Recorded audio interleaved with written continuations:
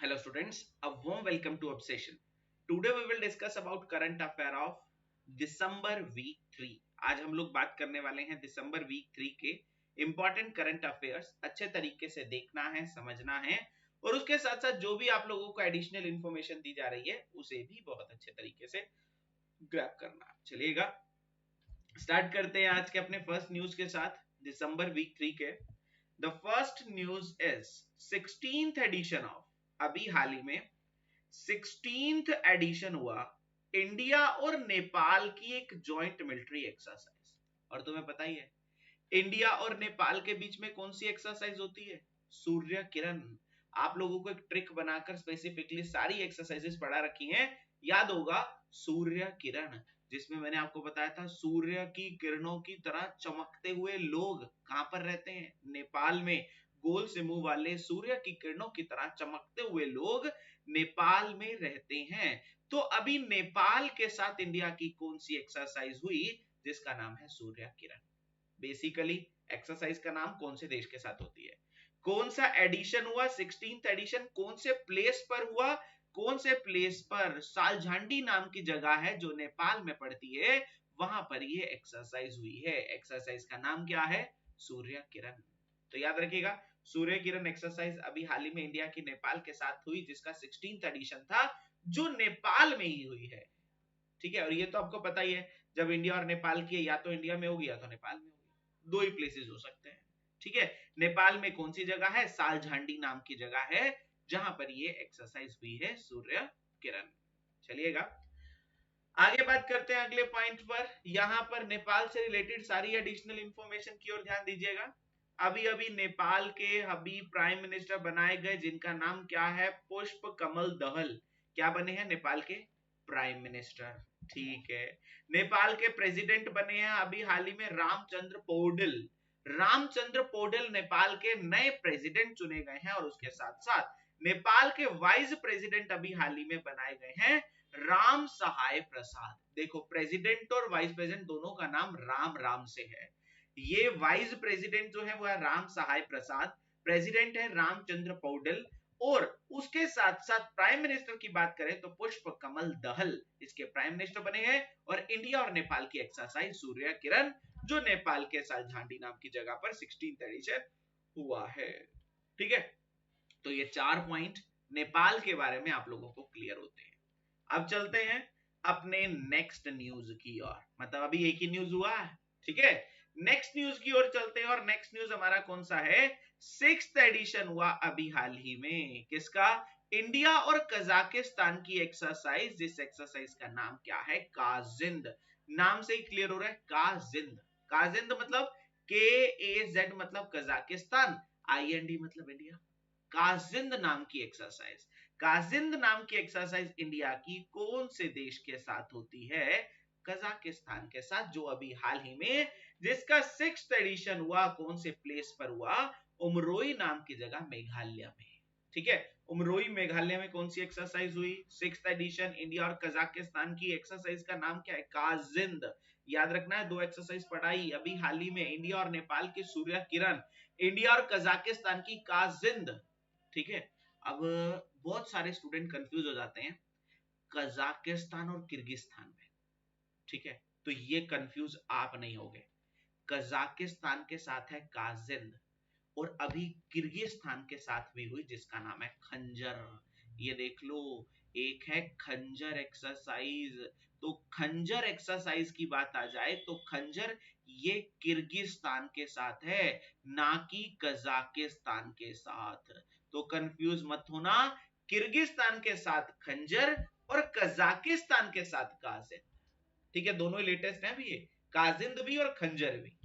Clear है, तो आप कंफ्यूज नहीं होगे। कजाकिस्तान काजिंद, किर्गिस्तान खंजर एक्सरसाइज। ठीक है, पॉइंट क्लियर हो चुका है। खंजर है KHANGR। ठीक है, चलो अब यहां पर आपको 3 एक्सरसाइज पता चल चुकी हैं, एक कजाकिस्तान के साथ, किर्गिस्तान के साथ, नेपाल के साथ, जो अभी लेटेस्ट की थी। चलो फिर चलते हैं अपने अगले न्यूज की ओर। और हमारा अगला न्यूज क्या आता है? देखो, इंडिया का पहला पहला एंड वर्ल्ड का second infantry research centre and museum. India का पहला और वर्ल्ड का सेकंड। जब भी इंडिया का पहला हो गया तो हमारे एग्जाम के लिए तो वैसे इंपॉर्टेंट बन ही जाता है, मैंने बहुत बार आपको पढ़ाया है। कोई भी न्यूज जब इंडिया में पहली बार हो रहा है तो हमारे एग्जाम के लिए वैसे इंपॉर्टेंट है। इंडिया का पहला पहला और वर्ल्ड का दूसरा infantry research centre and museum अभी हाल ही में इंदौर डिस्ट्रिक्ट मध्य प्रदेश के अंदर माओ में बनाया गया है। माओ का जो कैंट एरिया है, ठीक है, कंटोनमेंट होता है ना कैंट एरिया, माओ के कैंट एरिया में जो इंदौर डिस्ट्रिक्ट में पड़ता है मध्य प्रदेश में, वहां पर बना है इंडिया का पहला infantry research centre and museum. India का पहला infantry research centre and museum, नाम से ही पता चल रहा है। जो हमारे इन्फेंट्री रिसर्च सेंटर क्या होता है, म्यूजियम क्या है, मतलब देखो आप लोगों को पता ही है, जिन्होंने हमारे देश की सेवा के लिए बलिदान दिए हैं और उसके साथ साथ इन्फेंट्री रिसर्च के लिए जो जो नई नई चीजों के बारे में और यहाँ पर मतलब ट्रेनिंग दी जाएगी लोगों को इन्फेंट्री रिसर्च के बारे में, तो ये सारा म्यूजियम टाइप ये कहां पर बनाया गया है, वो इंडिया के माओ माओ के अंदर, माओ जो इंदौर डिस्ट्रिक्ट मध्य प्रदेश में पड़ता है वहां पर बना है। ठीक है, पता चल गया इंडिया का पहला। बात किसकी चल रही है सर, म्यूजियम की बात चल रही है। तुम्हें पता है कि जब भी कोई पॉइंट आता है एक पॉइंट को इतना रगड़ दो कि बाकी सारी चीजें आप लोगों को आ जाए। ये लो म्यूजियम के बारे में सर आपने थोड़े टाइम पहले बताया था, इंडिया में पहला पहला अल्कोहल म्यूजियम अभी हाल ही में कहां पर बन रहा है, गोवा के अंदर बन रहा है। इंडिया में थारू ट्राइब के लिए म्यूजियम अभी हाल ही में कहां पर बना, यूपी के बलरामपुर डिस्ट्रिक्ट में। इंडिया के अंदर अभी हाल ही में, इंडिया के अंदर नहीं, वर्ल्ड लेवल पर, इंटरनेशनल लेवल पर म्यूजियम डे मनाया जाता है। कब, 18 मई को मनाया जाता है। ठीक है सर। उसके साथ साथ अभी हाल ही में national maritime heritage complex अभी लोथल गुजरात के अंदर बनाया गया है। लोथल गुजरात इंडिया के अंदर मैरी टाइम हेरिटेज कॉम्प्लेक्स, ठीक है। और उसके साथ साथ अभी हाल ही में निर्मला सीतारमन जी ने इनोग्रेट किया जीएसटी धरोहर या GST museum, custom and GST museum. ये कहां पर बनाया गया है, गोवा के अंदर बनाया गया है। और अभी हाल ही में वर्ल्ड का पहला पहला पाम लीफ मैन्युस्क्रिप्ट म्यूजियम, ये कहां पर बना है, केरला के अंदर। Palm leaf manuscript museum, palm leaf, अरे पाम का पत्ता, पाम ट्री, पता है ना, जो आरबीआई का लोगो है पाम ट्री, उसकी बात चल रही है। पाम लीफ मैन्युस्क्रिप्ट म्यूजियम अभी हाल ही में कहां पर बना है, केरला के अंदर बनाया गया है। ये सारे म्यूजियम से रिलेटेड पॉइंट थे, एक बार दोबारा देखो। पहला पॉइंट, वो इंडिया का पहला पहला infantry research centre and museum Mhow के अंदर बनाया गया है। उसके साथ साथ अल्कोहल म्यूजियम पहला पहला गोवा में बना है। थारू ट्राइब के लिए म्यूजियम पहला पहला यूपी के बलरामपुर डिस्ट्रिक्ट में बना है। म्यूजियम डे 18 मई को मनाया जाता है। National maritime heritage complex and museum Gujarat Lothal में बना है। जीएसटी म्यूजियम गोवा के अंदर बना है।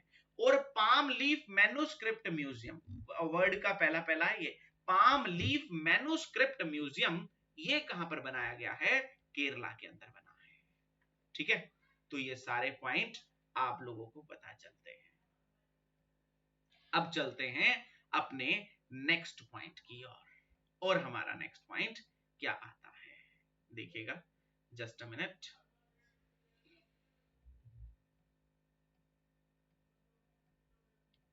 हेलो, चलिएगा, अब बात करते हैं अपने नेक्स्ट पॉइंट की ओर। और हमारा नेक्स्ट पॉइंट क्या आता है, देखो नेक्स्ट न्यूज आता है, as per the 77th round of the situation assessment survey, अभी हाल ही में एग्रीकल्चर हाउस होल्ड का सर्वे हुआ। एग्रीकल्चर हाउस होल्ड का सर्वे हुआ, 77th राउंड था जिस सर्वे का, सिचुएशनल असेसमेंट सर्वे, जिसके अंदर ये देखा गया रूरल एरियाज के अंदर मेघालय सबसे टॉप पर रहा, जिसमें एग्रीकल्चर हाउस होल्ड की इनकम सबसे ज्यादा है। मंथली एवरेज इनकम में एग्रीकल्चर परिवार जो कहां पर रहते हैं, रूरल एरियाज में, मंथली इनकम में सबसे टॉप पर कौन सा रहा है, मेघालय। मेघालय के एग्रीकल्चर परिवारों की जो इनकम है वो सबसे ज्यादा है, 29,348 रुपए पर मंथ के हिसाब से एग्रीकल्चर के परिवार कमाते हैं। तो सिंपल सी बात है, एग्रीकल्चर परिवारों की इनकम का भी हाल ही में सर्वे हुआ और उस सर्वे के अनुसार सबसे टॉप पर कौन सा स्टेट रहा है? मेघालय। उसके बाद सेकंड नंबर पर पंजाब, फिर आया हरियाणा, पहले नंबर पर मेघालय है। याद रखना है, एग्रीकल्चर परिवारों की इनकम के अकॉर्डिंग ये सर्वे था।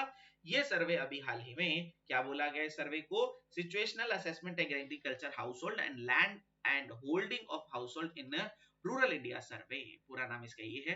बट डोंट वरी, आप इतना सा याद रखो, अभी एक सर्वे हुआ सिचुएशनल असेसमेंट सर्वे, जिसमें ये देखा गया एग्रीकल्चर परिवारों में से सबसे ज्यादा इनकम कौन सी स्टेट के एग्रीकल्चर परिवारों की मंथली एवरेज इनकम है? आंसर है मेघालय। ठीक है, मेघालय। क्लियर है? चलो, तो ये पता चला तुम्हें मेघालय के बारे में। और अब तुम्हें पता है मेघालय से रिलेटेड सारी एडिशनल इंफॉर्मेशन पर चलेंगे। देख लो, मेघालय को अभी हाल ही में मिला Meghalaya awarded for the TB control programme. Meghalaya को अभी हाल ही में best practices and advocacy communication and social mobilisation in tuberculosis control के लिए अभी हाल ही में अवार्ड दिया गया है। तो टीबी कंट्रोल के लिए अभी हाल ही में किसको अवार्ड मिला है? मेघालय को मिला है। और टीबी फ्री का तो पता ही है तुम्हें, यहाँ पर मैंने पढ़ा रखा है टीबी फ्री वर्ल्ड का टारगेट क्या है? टीबी मतलब ट्यूबरक्लोसिस, टीबी फ्री वर्ल्ड का टारगेट क्या है 2030 का? और टीबी फ्री इंडिया का टारगेट भी आप लोगों को पता है 2025 का। 2025 TB free India, 2030 TB free world का टारगेट है। ठीक है, तो टीबी के लिए बेस्ट कौन सा स्टेट बना? मेघालय बना है। ओके, इंडिया का पहला centre for excellence in online gaming कहां पर बनाया गया है? मेघालय शिलोंग के अंदर बनाया गया है। ठीक है, तो ये 3 पॉइंट मेघालय के बारे में है, दोबारा सुनो। एग्रीकल्चर परिवारों में सबसे ज्यादा इनकम मेघालय के एग्रीकल्चर परिवारों की है। सेकंड पॉइंट, अभी मेघालय को टीबी कंट्रोल प्रोग्राम के लिए अवार्ड दिया गया है। थर्ड पॉइंट, मेघालय के अंदर बनाया गया इंडिया का पहला centre of excellence in online gaming. Centre of excellence in online gaming कहां पर बनाया गया है? मेघालय के अंदर बनाया गया है। क्लियर है? चलिएगा, फिर चलते हैं अपने अगले पॉइंट की ओर। देखना है, next point in front of you is that, मतलब नेक्स्ट न्यूज। ठीक है, देखो,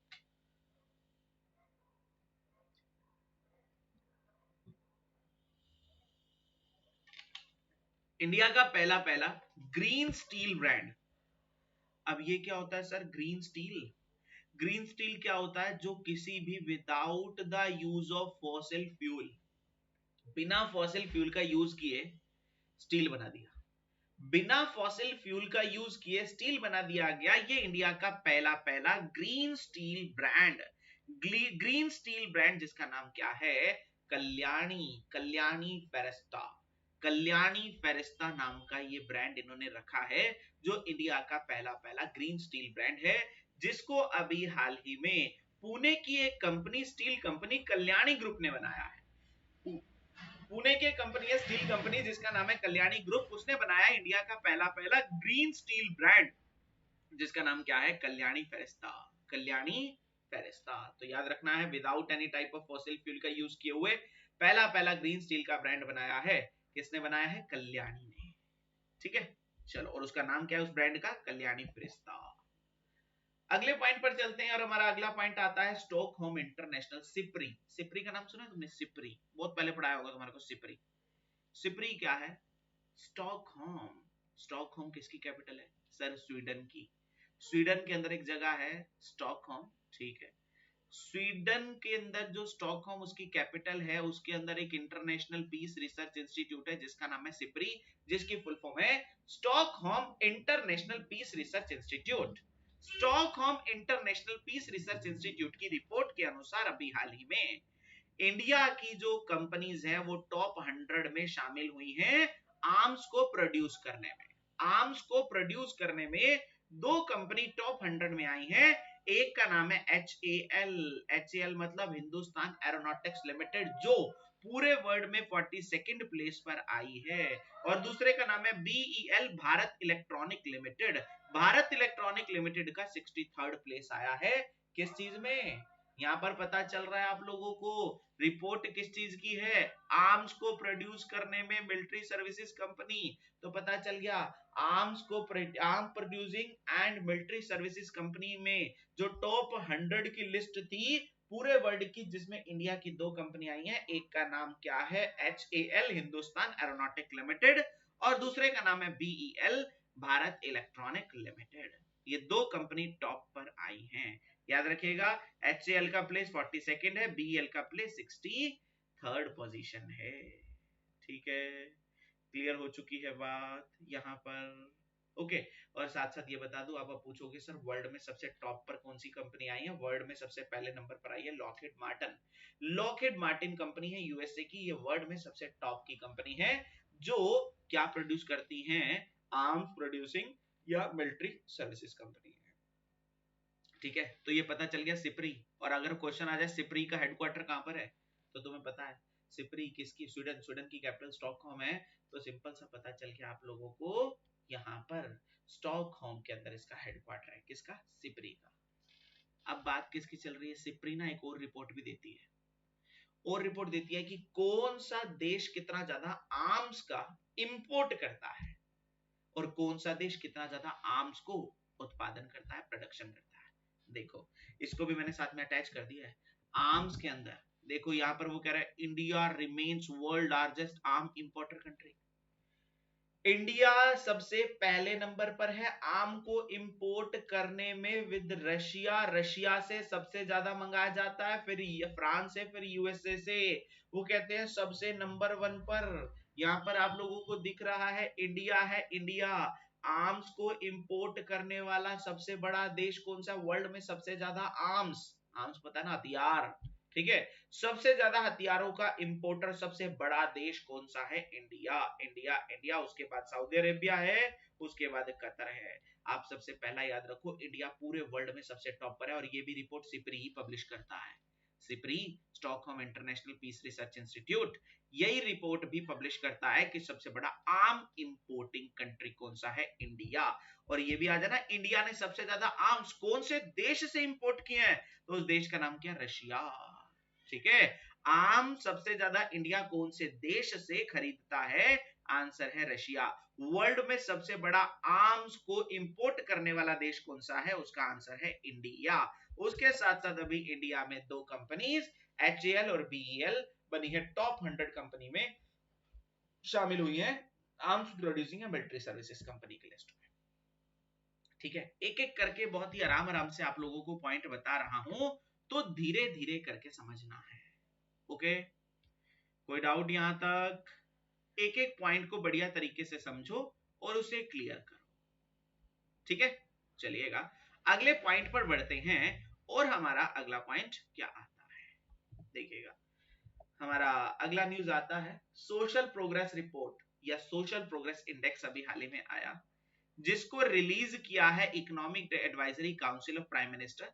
प्राइम मिनिस्टर जी की इकोनॉमिक एडवाइजरी काउंसिल ने अभी हाल ही में सोशल प्रोग्रेस इंडेक्स को रिलीज किया है, जिस इंडेक्स के अकॉर्डिंग इंडिया में पुडुचेरी, लक्षद्वीप, गोवा की बेस्ट परफॉर्मेंस रही है।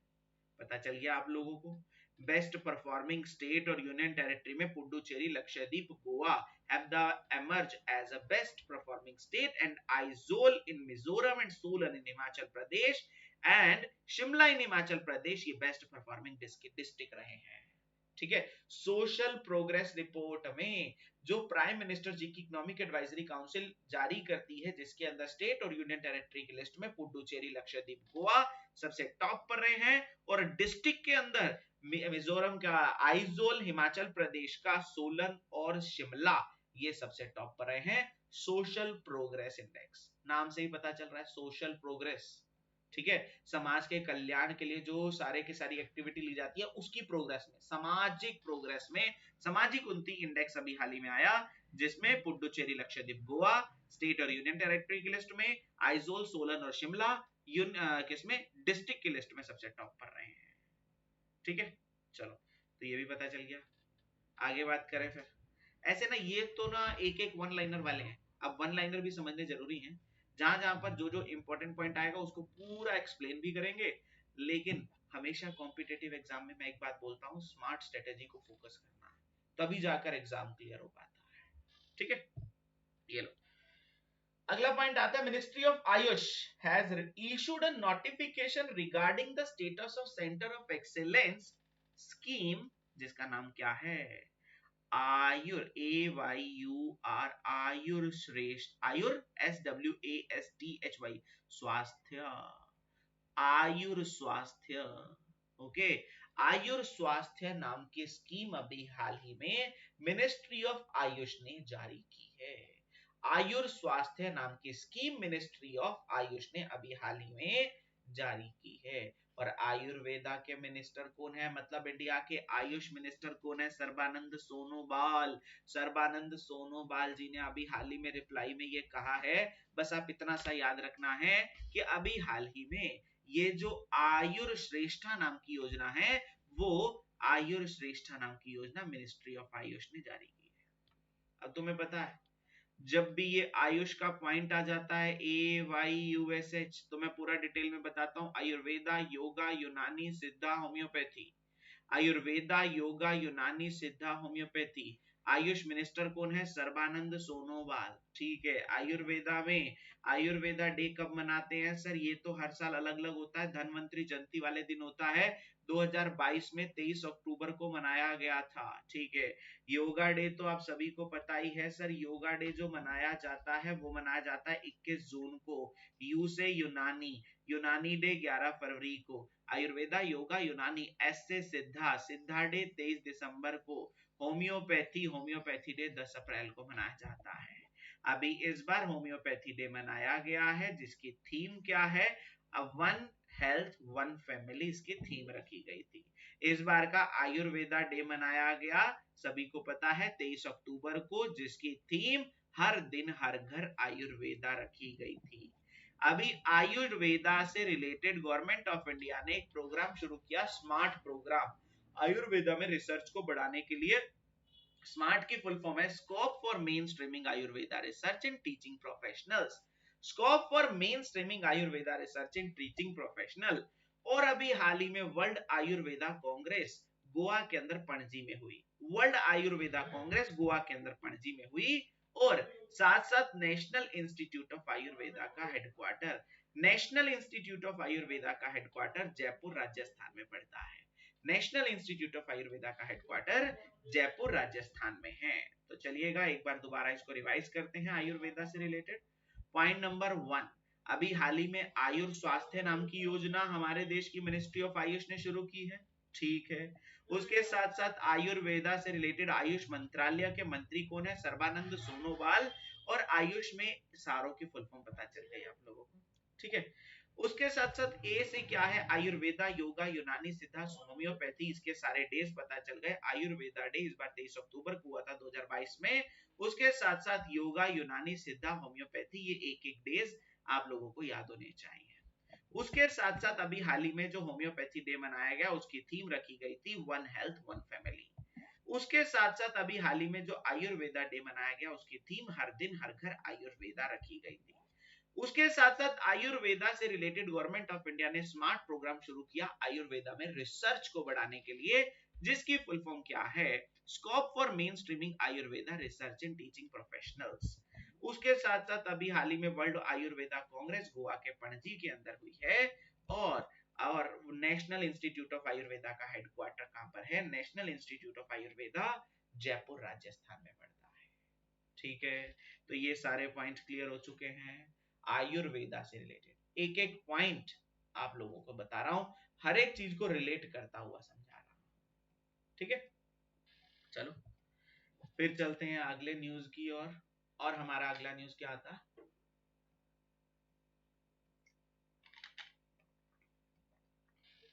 वो हॉकी का वर्ल्ड कप हुआ था ना, हॉकी का वर्ल्ड कप उड़ीसा के अंदर, तुम्हें पता ही है, मैंने पढ़ाई दिया था। टाटा स्टील ने अभी हाल ही में एमओयू साइन किया था हॉकी इंडिया के साथ कि ऑफिशियल पार्टनर बनेंगे वो। कौन ऑफिशियल पार्टनर बनेगा, टाटा स्टील। ओडिशा के अंदर जो हॉकी मेंस वर्ल्ड कप हुआ, उसके जो टाटा स्टील बने ऑफिशियल पार्टनर बने। ठीक है, हॉकी के अंदर जो अभी हाल ही में वर्ल्ड कप हुआ था, हॉकी के ओडिशा के अंदर अभी हाल ही में जो वर्ल्ड कप हुआ था, उस ओडिशा के अंदर जो हॉकी का वर्ल्ड कप हुआ था, उसमें ऑफिशियल पार्टनर कौन बने हैं, उसमें ऑफिशियल पार्टनर बने हैं टाटा स्टील। चलो, अब तुम्हें पता है सारी रिलेटेड इन्फॉर्मेशन इस हॉकी के वर्ल्ड कप की। चलो, ये तुम्हें पता ही है, हॉकी के वर्ल्ड कप में जो मास्कोट रहा था वो क्या रहा था? ओली टर्टल। ओली टर्टल, ये बेली याद रखना है, ओली टर्टल। ओली नाम का जो टर्टल है वो मास्कोट रहा है किसका? ओडिशा के अंदर हुए हॉकी वर्ल्ड कप का जो मेंस वाला हुआ था। ठीक है, ये 2 पॉइंट कम से कम याद रखने हैं। हॉकी वर्ल्ड कप कहां पर हुआ? ओडिशा के अंदर हुआ। इसके लिए ऑफिशियल पार्टनर टाटा स्टील रहा था। ठीक है, ओडिशा के अंदर 2 जगह पर हुआ, भुवनेश्वर और राउरकेला। कौन से स्टेडियम के अंदर हुआ? 2 स्टेडियम मैंने बताए थे। एक स्टेडियम का नाम है कलिंगा स्टेडियम, कलिंगा स्टेडियम, और दूसरा कौन सा था? Birsa Munda stadium, Birsa Munda stadium. ठीक है, बिरसा मुंडा स्टेडियम राउरकेला में पड़ता है, कलिंगा स्टेडियम भुवनेश्वर में पड़ता है। ठीक है, 2 ही प्लेसेस है ना, कलिंगा भुवनेश्वर और राउरकेला में बिरसा मुंडा स्टेडियम, वहां पर हुआ। इसका मास्कोट ओली नाम का टर्टल। चलो, और उसके साथ साथ अभी हाल ही में वहीं पर ही वर्ल्ड का सबसे लार्जेस्ट सैंड हॉकी स्टिक बनाई गई थी। वहीं पर ही जो सुदर्शन पटनायक है ना, इंडिया के सबसे माने ताने सैंड आर्टिस्ट, सैंड मतलब रेत से कुछ भी बना देते हैं वो। ये देखो, आप फोटो देख रहे होंगे, बड़े सारे गिनीज बुक्स ऑफ रिकॉर्ड में इन्होंने अपना नाम दर्ज किया हुआ है। ठीक है, वर्ल्ड लेवल पर भी जब भी कोई सैंड का कंपटीशन होता है तो इंडिया से यही जीत कर आते हैं, सुदर्शन पटनायक। ठीक है, सुदर्शन पटनायक ने वर्ल्ड की सबसे बड़ी हॉकी स्टिक बनाई थी सैंड से, रेत से। ठीक है, तो ये भी वहीं पर ही बनाई गई थी।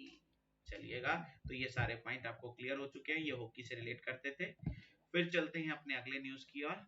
अगला न्यूज आता है, ministry of electronic and IT ने, ministry of electronic and IT का जो स्टार्टअप हब है उसने गूगल के साथ एक कोलैबोरेशन किया है 100 स्टार्टअप्स को सपोर्ट करने के लिए। 100 स्टार्टअप को सपोर्ट करेंगे across the different Indian cities and scale up their app business with the second edition of AppScale Academy program, AppScale Academy 2023। Google का एक AppScale Academy प्रोग्राम है, जिस प्रोग्राम के लिए अभी हाल ही में हमारे देश की ministry of electronic and IT का जो स्टार्टअप हब है उसने गूगल के साथ हाथ मिलाया, जिसका फायदा इंडिया के 100 नए स्टार्टअप ले पाएंगे। ठीक है, और स्टार्टअप के बारे में तुम्हें पढ़ा रखा है, स्टार्टअप डे कब मनाया जाता है, स्टार्टअप में यूनिकॉर्न, डेकाकॉन, हेक्टोकॉन, बहुत बार रटवा दिया। ठीक है, लेकिन जब भी कोई नए स्टूडेंट है, प्रीवियस वाली रिकॉर्डेड जरूर देख लेना, तभी जाकर वो फ्लो बन पाएगा। एक एक पॉइंट याद रखना पड़ेगा। आगे बात करते हैं, अगला पॉइंट, उत्तर प्रदेश ने अभी हाल ही में ऑस्टिन यूनिवर्सिटी के साथ एमओयू साइन किया है। ये बना रहे हैं Austin smart city of knowledge. Austin smart city of knowledge बनाने के लिए उत्तर प्रदेश ने अभी हाल ही में किसके साथ एग्रीमेंट साइन किया है? Austin University in San Francisco, USA. तो ऑस्टिन यूनिवर्सिटी कहां की है? यूएसए की। यूएसए की ऑस्टिन यूनिवर्सिटी के साथ किसने हाथ मिलाया? उत्तर प्रदेश ने।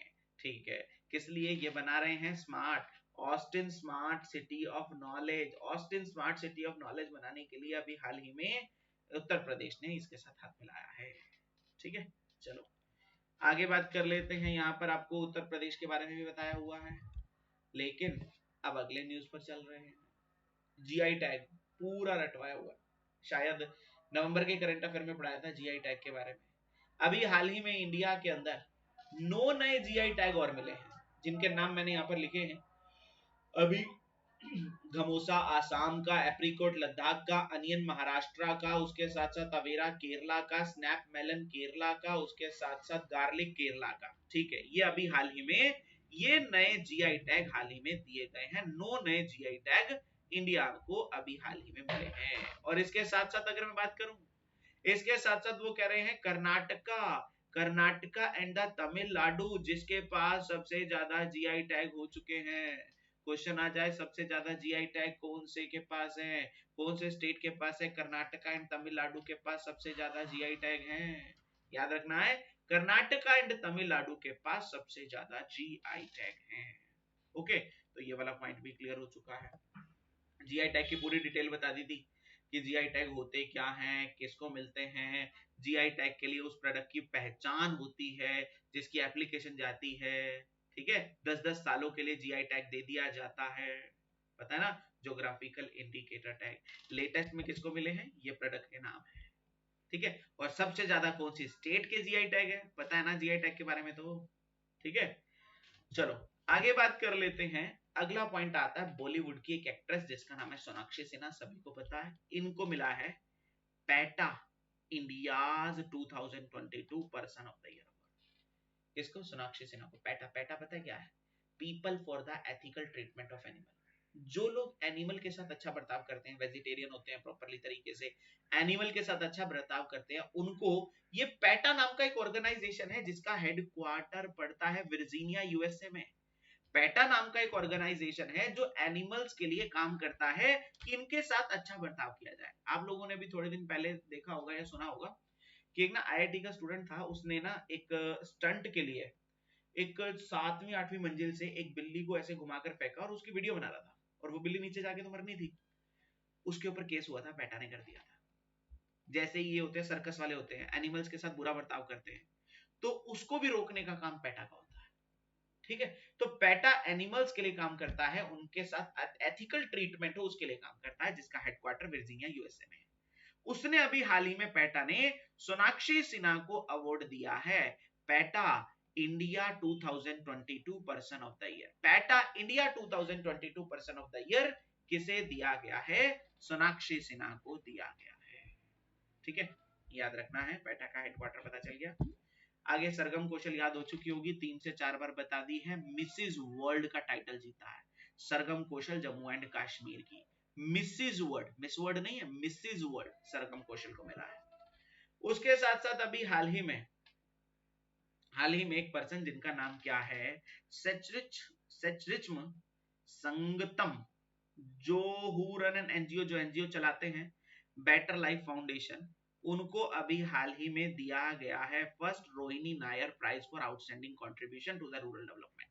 रूरल डेवलपमेंट के लिए अभी हाल ही में Rohini Nair prize for the outstanding contribution, Rohini Nair prize for the, ये रोहिणी नायर प्राइज क्या है? रोहिणी नायर हुआ करते थे नीति आयोग के अंदर एक इकोनॉमिस्ट की पोस्ट पर, मान्यताने इकोनॉमिस्ट, उनके नाम से एक अवार्ड शुरू हुए थे, Rohini Nair prize for outstanding contribution in rural development. ये अभी हाल ही में प्राइज किसको मिला है? ये पर्सनैलिटी का नाम क्या है? सेंग्रिचमम संगतम। सेंग्रिचमम संगतम को अभी हाल ही में यह अवार्ड मिला है, जो चलाते हैं बेटर लाइफ नाम का फाउंडेशन। बेटर लाइफ फाउंडेशन नाम का एक एनजीओ चलाते हैं जो फार्मर्स के लिए काम करता है नागालैंड में। ठीक है, ये नागालैंड में फार्मर्स के लिए काम करता है, जिस कारण से इनको यह अवार्ड मिला है। आगे बात कर लेते हैं। अभी हाल ही में इंडियन ओरिजिन के Leo Varadkar, former Irish deputy prime minister and leader for the Fine Gael party, जिनको अभी हाल ही में चुना गया है आयरलैंड का नया प्राइम मिनिस्टर। तो आयरलैंड के प्राइम मिनिस्टर कौन बने? लियो वारादकर। इंडियन ओरिजिन के हैं लियो वारादकर, आयरलैंड। याद रखना है, आयरलैंड के नए प्राइम मिनिस्टर कौन बने हैं? लियो वारादकर। आगे बात करें डेनमार्क के नए प्राइम मिनिस्टर कौन बने हैं? डेनमार्क की बनी है मेटे फ्रेडरिक्सन। मेटे फ्रेडरिक्सन ये बनी है डेनमार्क की। डेनमार्क वही जिसकी कैपिटल कोपेनहेगन है। याद रखिएगा, दोनों पता चल गए। यहाँ पर दोबारा सुन लो, लियो वारादकर आयरलैंड के, मेटे फ्रेडरिक्सन ये डेनमार्क की बनी है। ठीक है, चलो पीटी उषा की बात चल रही है।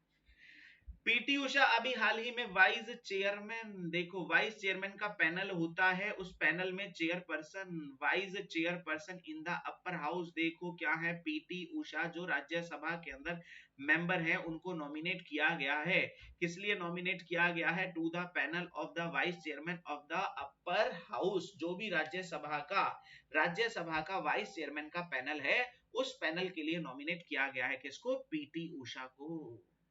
ठीक है, पीटी उषा को। तो पता चल गया, पीटी उषा को पिल्लई एक्सप्रेस बोलते हैं ना, पीटी उषा को, बहुत तेज दौड़ती हैं। ठीक है, तो पता चल गया आप लोगों को, पीटी उषा राज्यसभा के अंदर जो वाइस चेयरमैन का पैनल है उसके लिए नॉमिनेट किया गया है। और तुम्हें थोड़े दिन पहले पीटी उषा के बारे में एक न्यूज बताया था। पीटी उषा अभी हाल ही में पहली वुमेन बनी थी इंडियन ओलंपिक एसोसिएशन की प्रेसिडेंट। इंडियन ओलंपिक एसोसिएशन की प्रेसिडेंट बनी थी PT Usha. PT Usha become the first woman Indian Olympic Association president। Indian Olympic association की प्रेसिडेंट जो पीटी उषा बनी थी, पहली वुमेन। तो दोनों बातें पता चल गई पीटी उषा के बारे में। उसके बाद बात चलती है इंडियन शटलर जिनका नाम है उन्नति हुड्डा। उन्नति हुड्डा जो हरियाणा की है, वो पहली इंडियन जिन्होंने जीता है medal in under 17 category badminton Asia junior championship, जो अभी हाल ही में थाईलैंड के अंदर हुई। थाईलैंड के अंदर अभी हाल ही में बैडमिंटन एशिया जूनियर चैंपियनशिप हुई, जिसके अंदर पहली इंडियन जिन्होंने मेडल जीता है उनका नाम क्या है, उन्नति हुड्डा। उन्नति ने उन्नति कर दी, याद रखिएगा। उन्नति हुड्डा हरियाणा की हैं, ये भी पता चल गया, जिन्होंने बैडमिंटन एशियन जूनियर चैंपियनशिप में अभी हाल ही में मेडल जीता है। ओके, उसके साथ साथ अभी बात चल रही है फीफा के अंदर, तुम्हें सभी को पता है 22nd edition of FIFA men's world cup. FIFA men's world cup का 22nd एडिशन हुआ था, जो 20 नवंबर से लेकर 18 दिसंबर तक चला है कतर दोहा में। सारे पॉइंट पढ़ा रखे हैं। जिसका मास्कोट क्या रहा था, लाइव। जिसका स्लोगन क्या रहा था, no now is all. Now is all slogan है, मास्कोट है लाइव। जीता किसने है, अर्जेंटीना ने। किसको हराकर, फ्रांस को हराकर जीता है। अभी FIFA world cup Doha Qatar में हुआ था, जीता किसने, अर्जेंटीना ने। किसको हराया, फ्रांस को। मास्कोट क्या रहा, लाइव। और स्लोगन क्या रहा, नाउ इज ऑल। ठीक है, फीफा के बारे में। और क्या था सर फीफा के बारे में, ये तो पता चल गया। इस बार कतर में हुआ, आगे कहां होना है, 2026 में, 4 साल के बाद कनाडा, मेक्सिको, यूएसए के अंदर होना है। उसके बाद फीफा का वुमेन्स वर्ल्ड कप जो 2023 में होना है, ये होना है ऑस्ट्रेलिया और न्यूजीलैंड में। ऑस्ट्रेलिया न्यूजीलैंड में फीफा वुमेन्स वाला। मेंस वाला पता चल गया, इस बार का कतर में, अगली बार का कनाडा, मेक्सिको, यूएसए में। ठीक है, और जो वुमेन्स वाला होना है ऑस्ट्रेलिया और न्यूजीलैंड में, उसका मास्कोट ताजुनी। और इंडिया में जो कतर में हुआ था, उसका मास्कोट अभी बताया है लाइव। कौन सा, लाइव। उसके साथ साथ अभी हाल ही में जो स्टेफिन फ्रेफर्ड बनी थी, स्टेफिन फ्रेफर्ड पहली वुमेन रेफरी बनी थी। पहली वुमेन रेफरी मेंस के मैच में। पहली वुमेन रेफरी मेंस के मैच में बनने वाली स्टेफिन फ्रेफर्ड बनी थी। ठीक है, उसके साथ साथ फीफा मेंस वर्ल्ड कप में golden boot award Kylian Mbappe को, और golden ball award Lionel Messi को। Golden boot Kylian Mbappe, golden ball Lionel Messi को दिया था। ये लो दोबारा सुनो सारा फीफा के बारे में पढ़ा था। अभी हाल ही में 22nd एडिशन हुआ फीफा मेंस वर्ल्ड कप का, दोहा के कतर में हुआ, जिसका slogan now is all mascot live रखा गया। अर्जेंटीना ने जीता फ्रांस को हराते हुए। ठीक है, अगला कहां पर होना है, कनाडा, मेक्सिको, यूएसए के अंदर। वुमेन्स वाला कहां पर होना है, ऑस्ट्रेलिया, न्यूजीलैंड में 2023 में। उसके बाद वुमेन्स वाले का मास्कोट ताजुनी है, मेंस वाले का तो हमने पढ़ लिया था, लाइव है। इस फीफा वर्ल्ड कप में एक फीमेल जो मेल के मैच में रेफरी बनी, पहली फीमेल मेल के मैच में रेफरी बनी, जिसका नाम स्टेफिन फ्रेफर्ड था। उसके साथ साथ golden boot award Kylian Mbappe, golden ball award Lionel Messi को दिया गया है। ये सारे पॉइंट थे। ठीक है, फीफा वर्ल्ड कप के बारे में। आगे बात करते हैं लास्ट पॉइंट्स डे के ऊपर। लास्ट पॉइंट सारे डेज ही होते हैं। International migrants day. Migrants day 18 दिसंबर को मनाया जाता है, याद रखिएगा। माइग्रेंट्स होते हैं ना, जो एक प्लेस को छोड़कर दूसरे प्लेस पर चले जाते हैं, माइग्रेंट्स। ठीक है, माइग्रेंट्स डे मनाया जाता है 18 दिसंबर को। और साथ साथ इंटरनेशनल ऑर्गेनाइजेशन फॉर माइग्रेंट्स का हेडक्वार्टर जनेवा, स्विट्जरलैंड में है। इंटरनेशनल ऑर्गेनाइजेशन फॉर माइग्रेंट्स का हेडक्वार्टर जनेवा, स्विट्जरलैंड में है। नेशनल माइनॉरिटी राइट डे 18 दिसंबर को मनाया जाता है। ठीक है, गोवा लिबरलाइजेशन डे, जब गोवा आजाद हुआ था, 19 दिसंबर को मनाया जाता है गोवा लिबरलाइजेशन डे।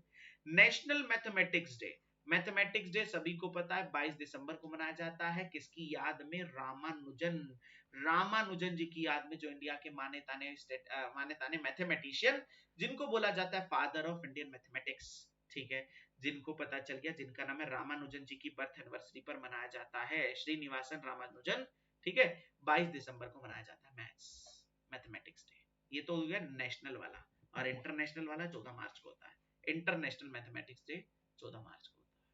ठीक है, और मैथ्स के बारे में तुम्हें क्या पता है, वर्ल्ड का सबसे बड़ा अवार्ड, मैथमेटिक्स का अवार्ड, मैथमेटिक्स का वर्ल्ड का सबसे बड़ा अवार्ड कौन सा है, पता है ना सर, वो है field medal.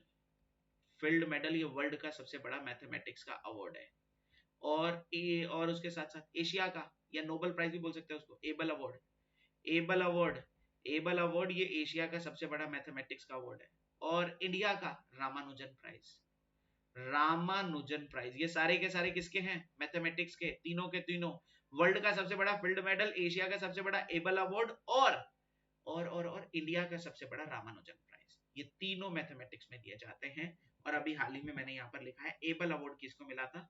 Able award latest में अभी मिला था एक मैथमेटिशियन, जिनका नाम क्या है देखो यहाँ पर लिखा होगा, the honour like a Nobel prize for mathematician, जिनका नाम क्या है? लुइस कैफ्रेल। लुइस कैफ्रेली को मिला था इस बार का एबल अवार्ड। इस बार का एबल अवार्ड लुइस कैफ्रेली को दिया गया था।